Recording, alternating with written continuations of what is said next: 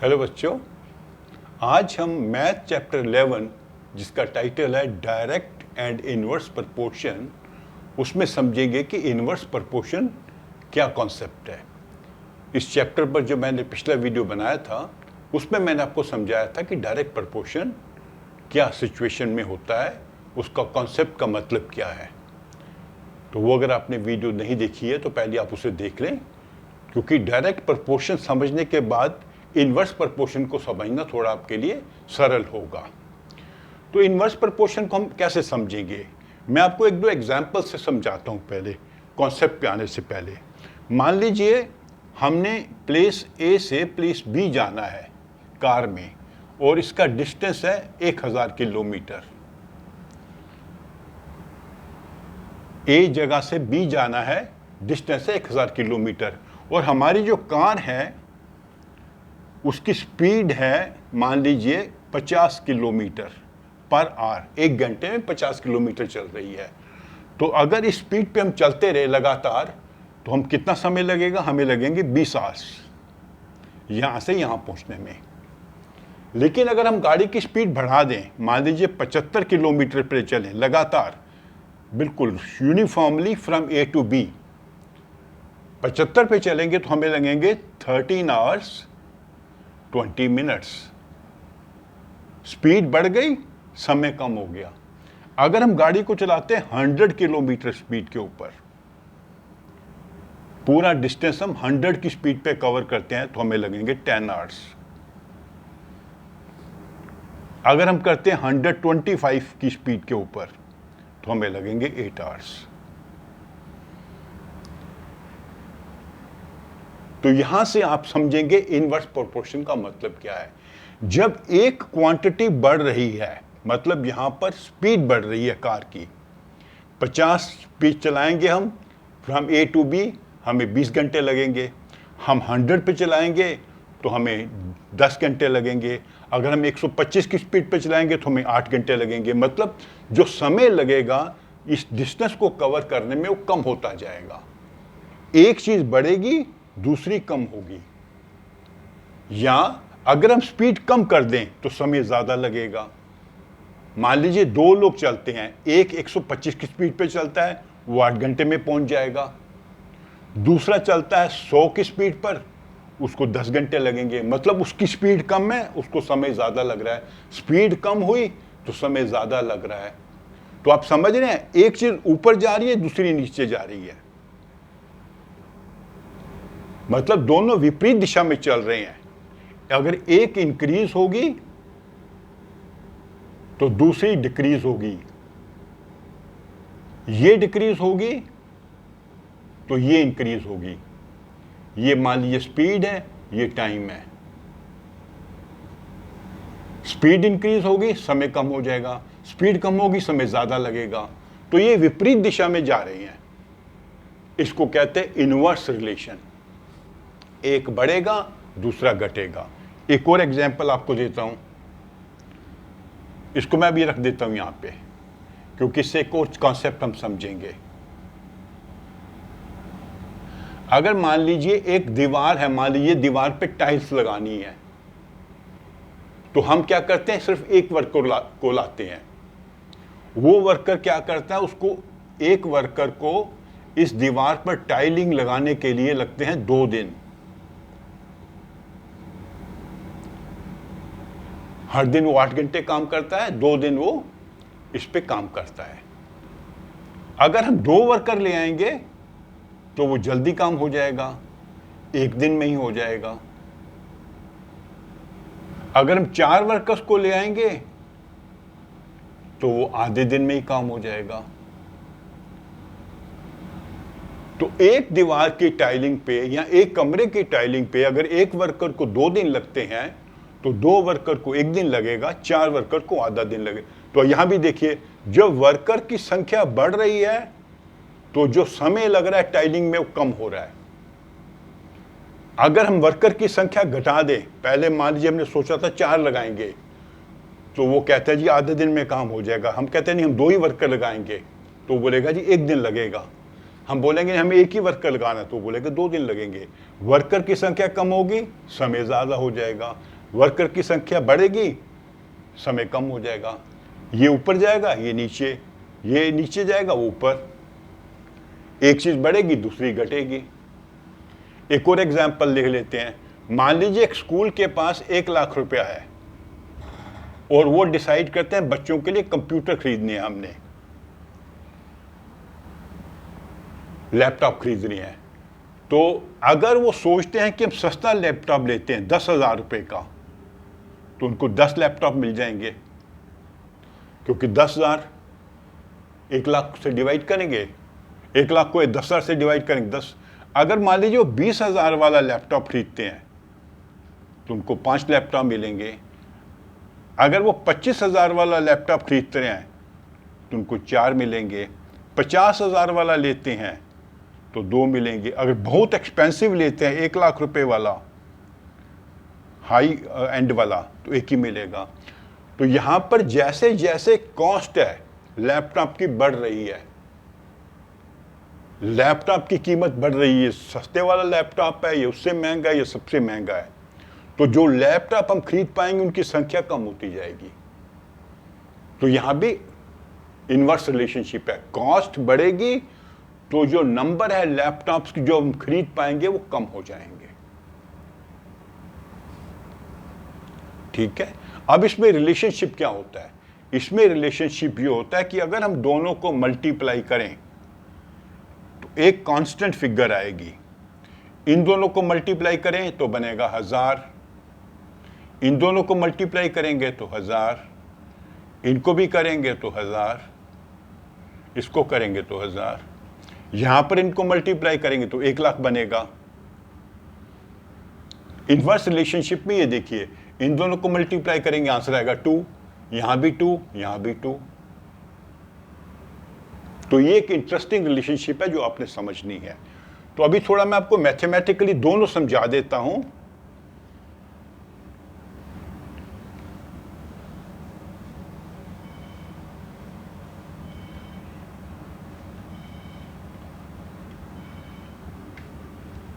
अगर इनमें एक डायरेक्ट रिलेशनशिप है, मतलब एक चीज बढ़ेगी, एक की क्वांटिटी बढ़ेगी तो दूसरे की भी बढ़ेगी, हम उसको कहते हैं x is proportional to y। x बढ़ेगा तो y बढ़ेगा, x कम होगा तो y कम होगा, और इसको ये प्रोपोर्शनल का साइन होता है। x is proportional to y और x is equal to k into y. K क्या है? हर एक रिलेशनशिप में एक नंबर होगा जो कांस्टेंट होगा, उसकी वैल्यू कैसे निकलेगी? उसकी वैल्यू निकलेगी x और y को डिवाइड करेंगे तो हमें पता लगेगा k।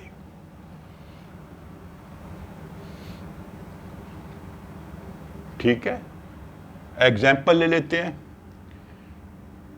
2 किलो चीनी आती, 2 किलो मान लीजिए फ्रूट आते हैं या आलू आते हैं 50 रुपए के, 4 किलो आते हैं 100 रुपए के, ठीक है, 5 किलो आते हैं 125 रुपए के, 6 किलो आते हैं 150 रुपए के। तो ये हो गया x, ये हो गया y। इसमें x जो है y से प्रोपोर्शनल है। जैसे जैसे आलू की केजी, ये किलोग्राम है, 1 किलो लिया तो ये इसका प्राइस है, 1 किलो लेंगे 50 रुपये, 4 किलो लेंगे 100 रुपये, 5 किलो लेंगे 125 रुपये, 6 किलो लेंगे 150 रुपये। तो x is proportional to y, x बढ़ेगा तो y बढ़ेगा, x कम होगा तो y कम होगा, और x is equal to k into y. x upon y is k। तो x क्या है यहाँ पे? 2 upon 50 is equal to 1 upon 25 is equal to k। किसी से भी ले लो, यहां से भी ले लोगे आप। 5 अपॉन 125 इन दोनों को डिवाइड करते हैं is equal to 1 upon 25 is equal to k। तो इस रिलेशनशिप में जो k की वैल्यू है 1/25 है।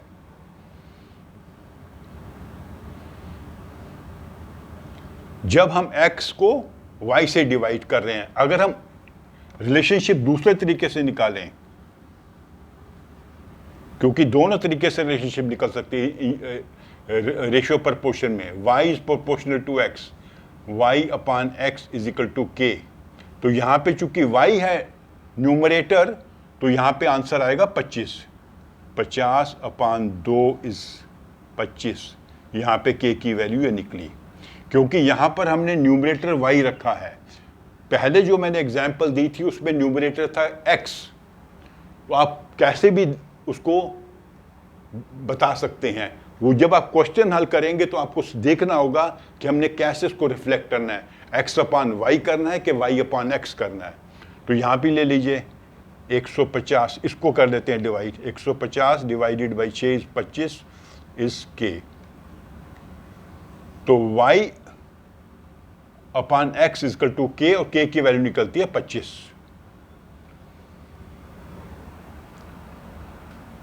ठीक है, तो जो भी इक्वेशन आप सॉल्व करेंगे उसमें इस रिलेशनशिप को आपको यूज करना पड़ेगा।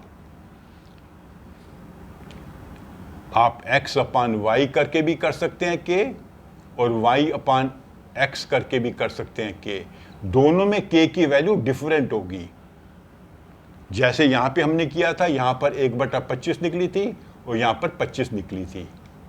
ये आपके क्वेश्चन पे डिपेंड करता है कि आपने कैसे इसको यूज करना है। तो अभी आ जाते हैं इनवर्स प्रोपोर्शन पे।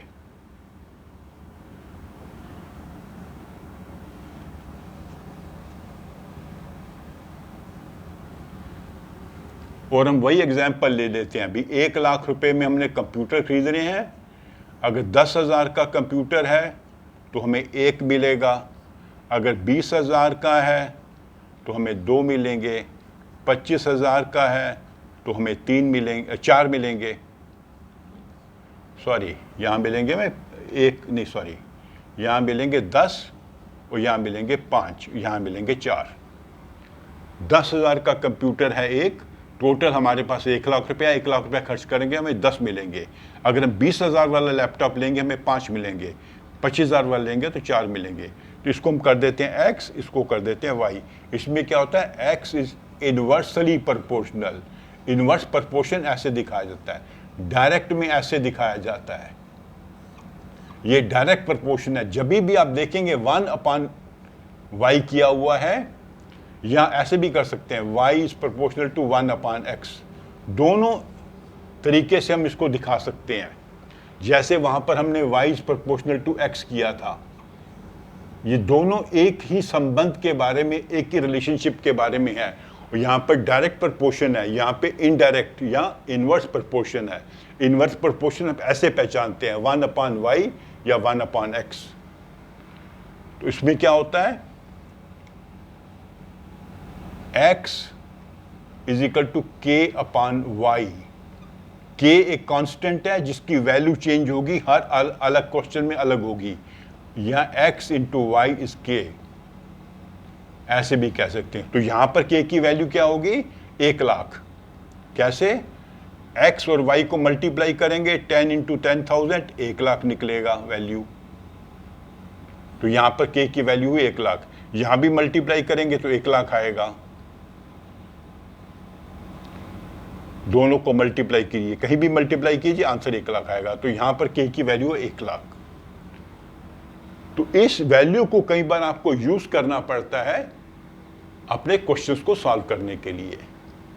तो आप समझ रहे हैं आप दोनों में कैसे अंतर है। फिर एक बार समझा देता हूं।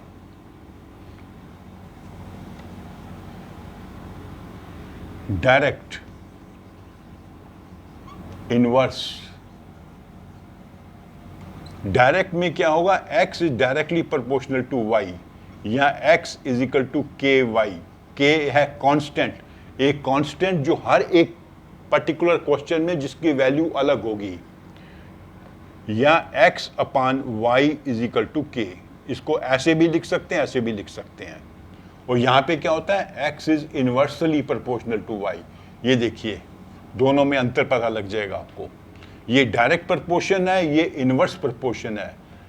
x is equal to k upon y, या x into y is equal to k।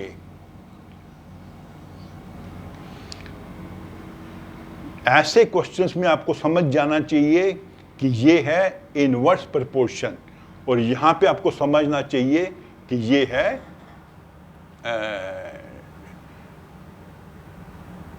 Direct proportion. ये डायरेक्ट है, ये इनवर्स है। यहां पे k इंटू वाई है, यहां k अपान वाई है। इससे आपको आइडिया लग जाएगा। यहां पर 1 है, यहां पे डायरेक्टली y है, y 1 अपान वाई। तो ये वाले जो रिलेशनशिप होते हैं इनवर्स, इसमें क्या होता है, जब एक की क्वांटिटी बढ़ेगी दूसरी कम होगी। इसमें क्या होगा, दोनों क्वांटिटी बढ़ेंगी या दोनों कम होंगी, एक साथ जाएंगी एक ही डायरेक्शन में। ओके, तो ये मैंने आपको कॉन्सेप्ट समझा दिया, डायरेक्ट और इनवर्स प्रोपोर्शन का कॉन्सेप्ट क्या होता है। अब इनके कुछ क्वेश्चंस हम लेंगे अगले वीडियो में और दोनों को समझेंगे। आपकी बुक में जो क्वेश्चंस हैं, एग्जांपल्स हैं, उनको एक एक करके हम समझेंगे। ओके, तो अगर आपको मेरी ये वीडियो अच्छी लगी हो तो उसे प्लीज़ लाइक करें, अपने फ्रेंड्स के साथ शेयर करें और मेरे चैनल को सब्सक्राइब भी करें। Thank you.